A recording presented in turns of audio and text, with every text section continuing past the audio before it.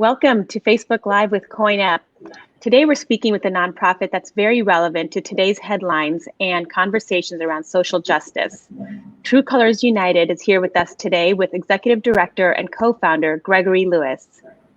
For those of you who are new to CoinUp, we are a mobile donation app that allows you to link your everyday credit or debit card to CoinUp app to round up and donate your everyday purchases and donate your spare change to a charity that you care about.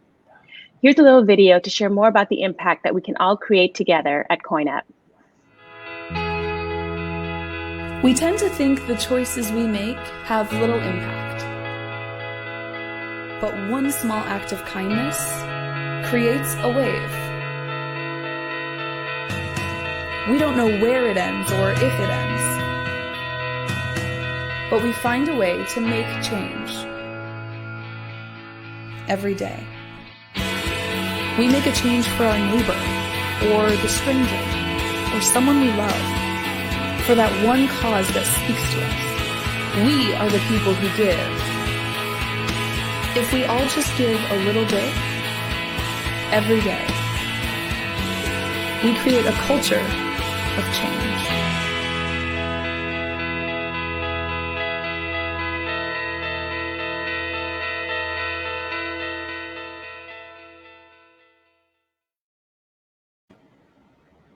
And now for our guest of honor today, Gregory Lewis. How are you, Gregory? I'm good. How are you?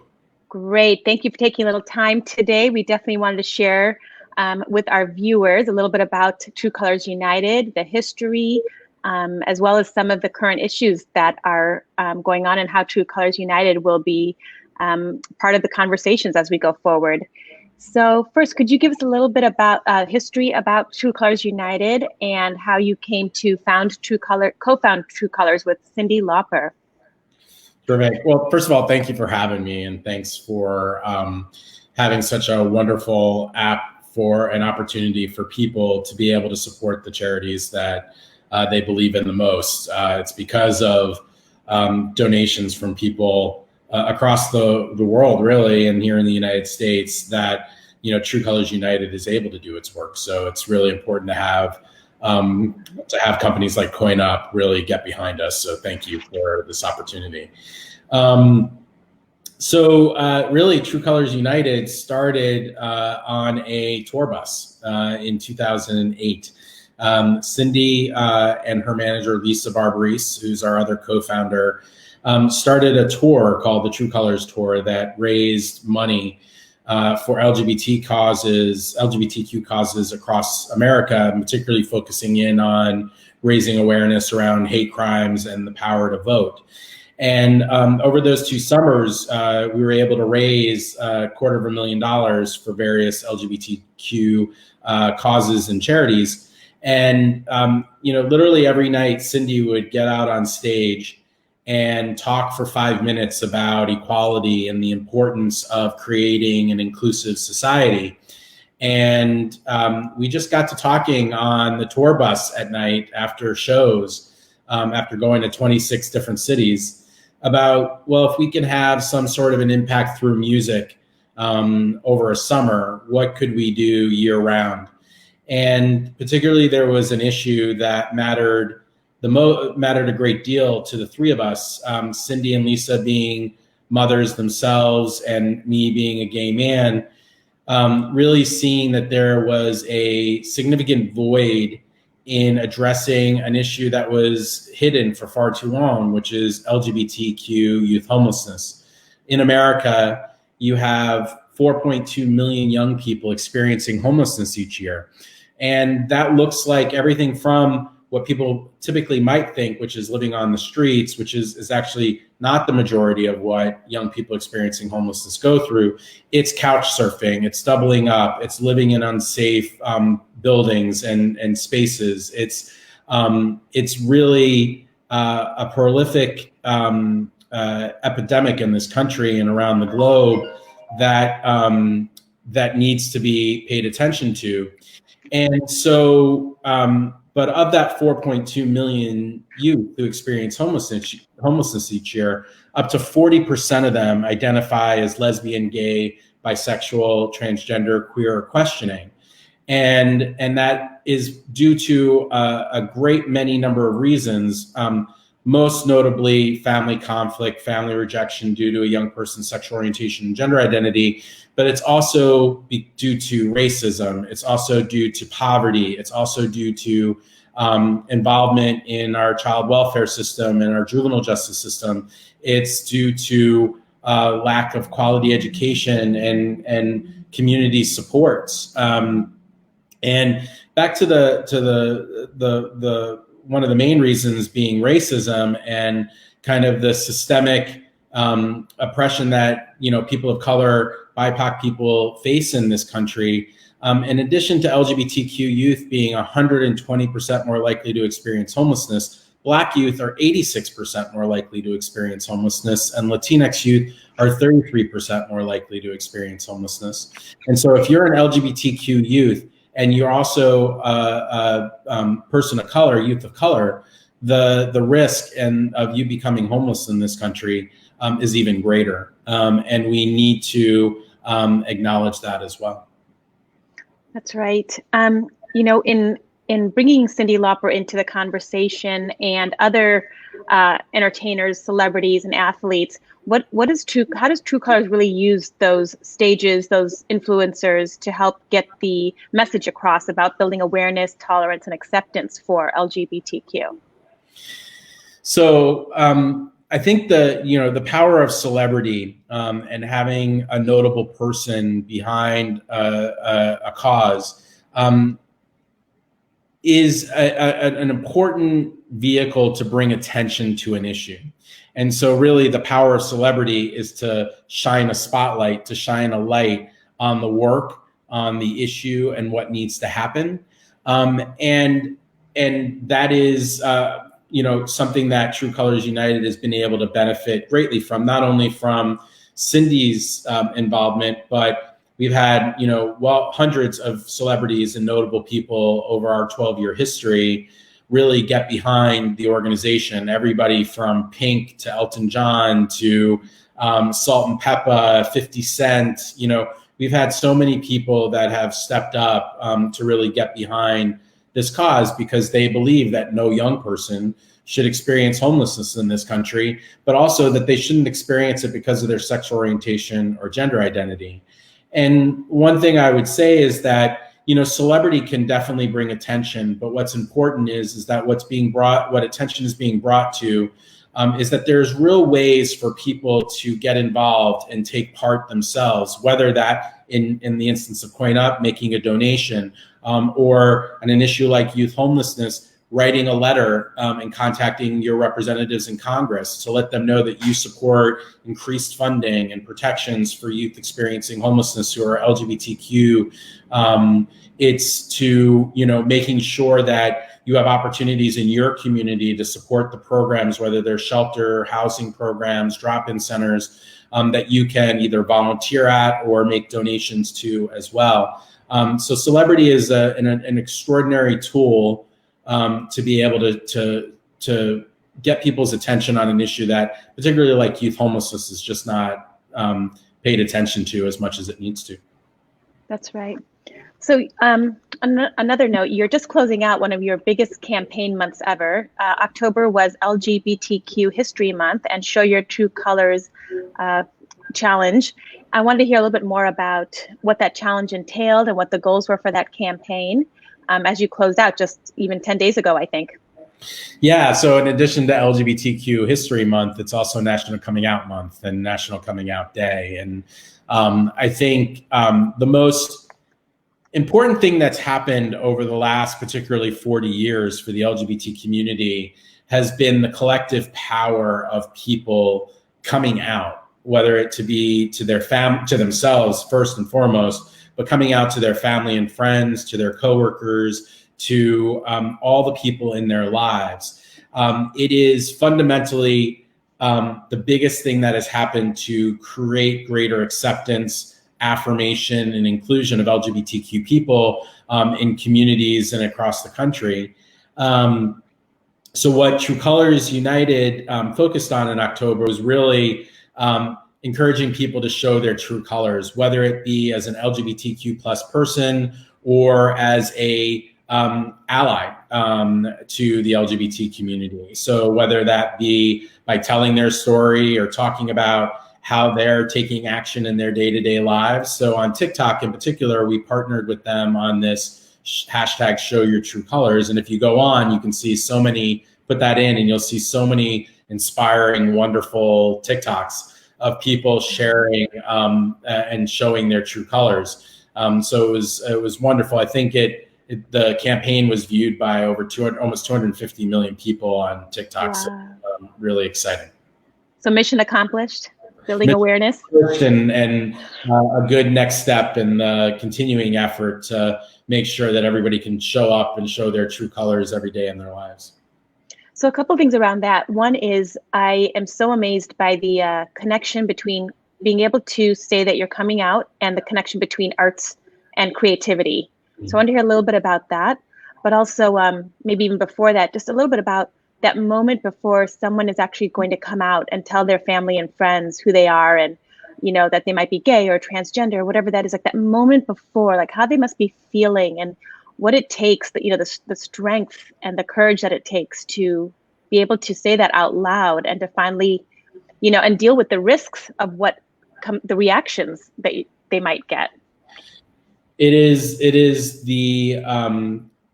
one of the most scariest moments a person can have who's LGBTQ. Yeah. It is the scariest moment, at least for me. It was, you know, I came out, at this point, I came out 26 years ago and I still remember it, you know, quite vividly.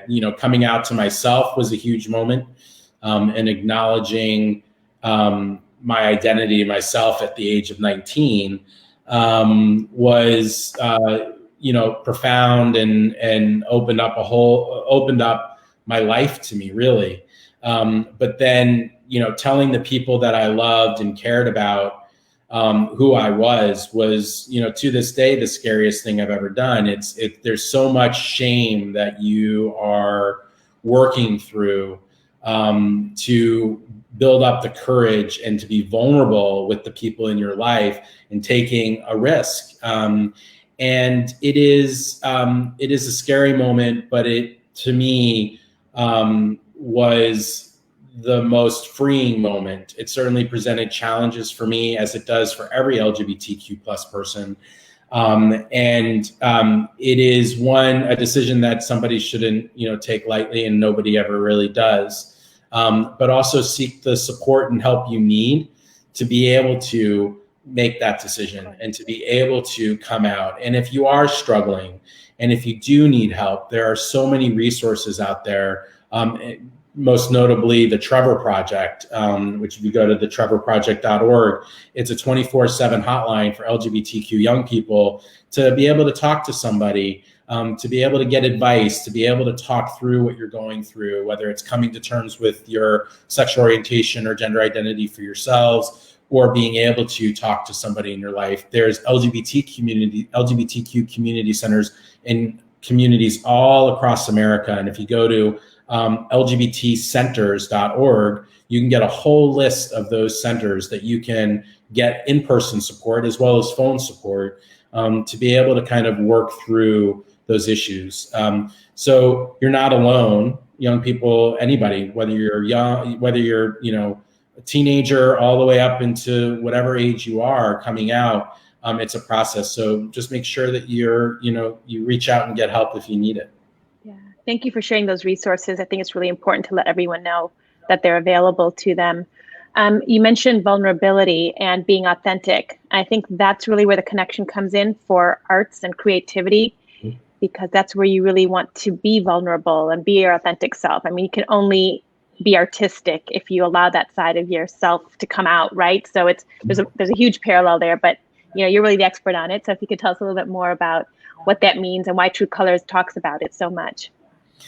Yeah, so I would say creativity takes a lot of different forms, and that could take the form of art, you know, painting and sculpture and so forth. It could take the form of music. It can take the form of filmmaking, and it also can take the form of advocacy. It also can take the form of, you know, showing up in your communities and advocating for your rights and advocating for the issues that matter the most to you. And all of those things require you to really be vulnerable and take that risk. And I firmly believe that the more vulnerable you are and the more authentic you can be. And authenticity is a way that can really create that kind of human connection that is needed to open people's minds and hearts to the realities of what any marginalized community in our country faces, whether you're LGBTQ or any other identity. That we're not all one identity. I am LGBTQ. I'm Jewish. I'm somebody who has suffered from mental health issues throughout my youth and my young adult life. And so, we all, the more we're willing to, be vulnerable and share our experiences and our views and what's important to us through whatever avenue of creativity is best for you, that's probably one of the most powerful things you can do in your life. Yeah, I love that. I think it's so important to see that you can be powerful in so many ways based on your strengths, who you are, what you're capable of. And you're right, you're not just part of the LGBTQ community, you're part of so many different types of communities that you can, attach to and define yourself as. So it's important to recognize all those things. I kind of wanted to change gears to the current political environment. So one thing is there were over 500 LGBTQ candidates on the tickets this year. I mean, that's huge. It's amazing that they are speaking up and they are advocating. And a record of them, did actually get elected to federal and state positions. And we were just wondering, how is True Colors looking to use this new administration to achieve some of their goals that might not have been possible in the last several years? Yeah. So first of all, the point you made about the candidates, another, incredible year of LGBTQ people, stepping up and being willing to take the risk to run for office. And, to hear people like Sarah McBride, winning a state seat in Delaware, the highest first transgender person to win a state Senate level seat in this country. That's a really amazing, wonderful thing to see. And Sarah is an incredible person, and so happy that has happened, as well as the other members, LGBTQ community members who've made it into elected office. This, not gonna lie, the last 4 years have been extraordinarily difficult. Not just, certainly from an LGBTQ perspective, but also from a homelessness perspective. We have had to push back on a lot of harmful efforts to the point where True Colors United is currently a co-plaintiff in suing the U.S. Department of Health and Human Services for no longer enforcing non-discrimination protections for LGBTQ youth in runaway and homeless youth programs. Think about that. We have a current administration that believes it's okay, and that protections that are in place that are there should not actually be enforced. That is something that doesn't make the front news of the newspaper, because so many of these types of things have been occurring over the last 4 years. And to a point where True Colors United filed our first lawsuit ever in our 12-year history, when we could be spending our time and our resources moving forward better solutions to preventing and ending youth homelessness in America. We're having to spend our time pushing back on an administration that has, actively worked to harm LGBTQ youth experiencing homelessness. So when we look forward to, the next 4 years and the next administration, understanding the work that we were able to do under the Obama Biden administration for 8 years, and the progress that we were able to make and begin to kind of really create real change in this country around youth homelessness and for the LGBT community, I am hopeful that this new administration will pick up where we were then, and really think about how are we going to end this, because we are now in the midst of the greatest economic recession, that we, I don't know if it's technically a recession anymore. I'm not an economist, but the most economically challenging time we've had since the Great Depression, and the risks of evictions and homelessness is in front of us, and so it's going to require us as a nation to come together and prevent homelessness from occurring in the first place. And when it does occur, that experience is rare, brief, and is one time, especially for young people. So we've got a lot of work to do. And I'm hopeful that this new administration will help make sure that work happens. Yeah, it's incredible to me when a law took so much to get into place. I mean, I think we're specifically talking about the housing and urban development ruling about discrimination. Mm-hmm. And it just amazes me when it took so many years to actually get that law passed, and so many people sacrificed to make that happen. And then to reverse something like that, it just blows my mind to take steps backwards. Yeah, so just so people understand, it's the equal access rule, which is it's actually not a law. It's a rule that was put into place under the Obama-Biden administration. The first one went into place in 2012, and that protected around sexual orientation and partially around gender identity.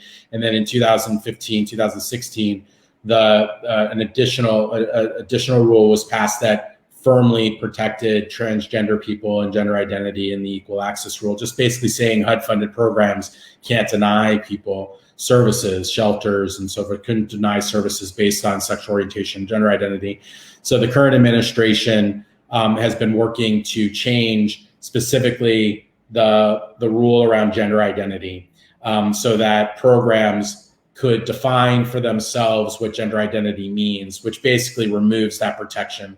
And keeps transgender people from being able to access HUD-funded shelters, which transgender people are one of the most at-risk populations who have the greatest amount of barriers in front of them to be overcoming homelessness. So to allow any sort of discrimination to occur for the most vulnerable, the most impacted, is really a travesty and unacceptable. So True Colors United has been working really hard to push back on that. That change hasn't occurred yet. Finally, there's all this stuff that has to happen, and before that can happen. And one of those things is that there has to be an open comment period where the public can submit comments about this proposed change to the rule. And True Colors United co-led the effort, and we succeeded in getting over 66,000 comments submitted to HUD, to the federal government, and to be able to, before they can move forward in making that change, they have to answer all those 66,000 comments. So we're hopeful that we can keep this from happening in the first place. But again, another action that happens that doesn't get as much profile because there's so many bad things that have been happening under the current administration. Yeah, and I appreciate you clarifying that. I knew you could say it much better than I could. And yeah, that's great stuff. I mean, 66,000, is that a number you were hoping for? Are you looking for? It's the most that HUD, it's the most comments ever submitted to something like this from the Housing and Urban Development. So it was a significant achievement, and really a testament to those 66,000 organizations and people who took the time to let their voice be heard. So, we're very fortunate to have those 66,000 people take the time. That's great. So what are some of the concrete steps that people, us everyday people can take to create a safer environment and to keep pushing for those types of open conversation, pushing for those justify, that justice? Yeah, you broke apart in the middle there. I didn't hear the full question. If you could repeat it, that'd be great. Sure. I was just thinking, what are some of the concrete steps that people, everyday people like us, can take to help create a safer environment for the LGBTQ community, and then also keep pushing for this justice to take place? Well, I think that letting your voice be heard in whatever the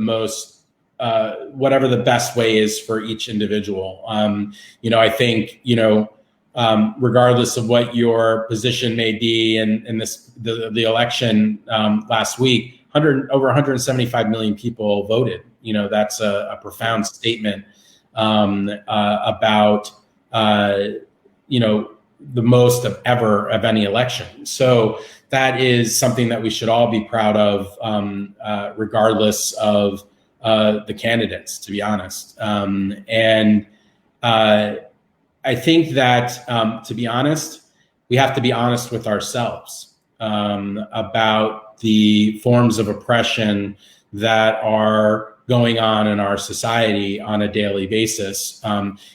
Clearly this year, a huge spotlight was brought upon the systemic racism, the anti-Blackness that's been going on in our country since its founding and well before, for hundreds of years in this country.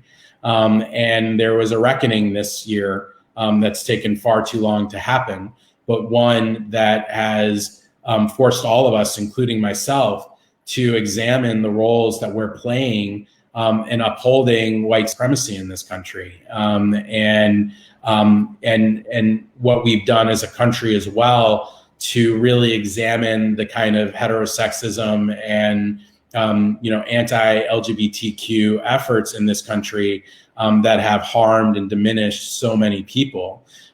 We were a country that was founded on a principle of freedom, but we still have a long way to get there. The first step is being honest, both with ourselves individually, as well as a collective society, about the realities of all of these forms of oppression. And I've only named two, and there's many others. We can talk about the, significant, misogyny that goes on in this country, and, that the Me Too movement in particular over the past few years has brought to the forefront. And so, we have to be willing as a society to be uncomfortable, as a white man, cisgender white man. I am gay, but I've benefited in my life because I am cisgender, because I am white, because I am a man. And, I have the responsibility as an individual to understand those privileges, while also understanding and speaking up about the discrimination and the harassment and the barriers that have been put in front of me because of my sexual orientation, because I'm gay. And I think we all in our lives have identities in which we have been discriminated against and treated differently for, but at the same time have many privileges that have afforded us things that we wouldn't have in our lives if not for those identities. So, in my situation as an individual, I need to advocate for those who I have more privilege for and use that privilege I have to be able to speak up, while also challenging those who are more privileged than I am with regards to my sexual orientation, to step up and be there and speak up for my community as well. And I think that is kind of a reckoning that we are having as a country right now, and that we are going to be having for a long time. But I think it starts with being honest with ourselves first. That's right. I think I just want to underscore 3 or 4 times the fact that you're saying even those who are privileged. So if you're a male, fighting for women, if you're not LGBTQ, you're fighting for LGBTQ. It takes all the communities, even the ones who are not part of that one community, to speak up and also, validate those needs and the justice for every type of person, regardless of their gender or any of the biases that come up. So yeah, it shouldn't, the work shouldn't rest on the people who are being discriminated against. Exactly right. I think that's happened in the past, but now the times are changing where everyone else is also speaking up, and that's what it takes. 100%.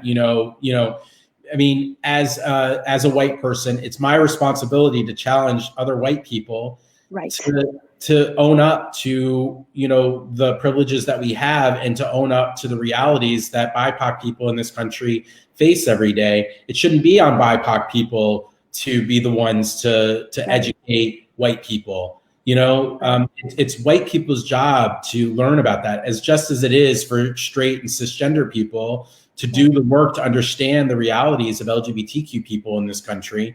And to put that burden, which has been on any marginalized population, the burden has rested on them, and it's effing exhausting.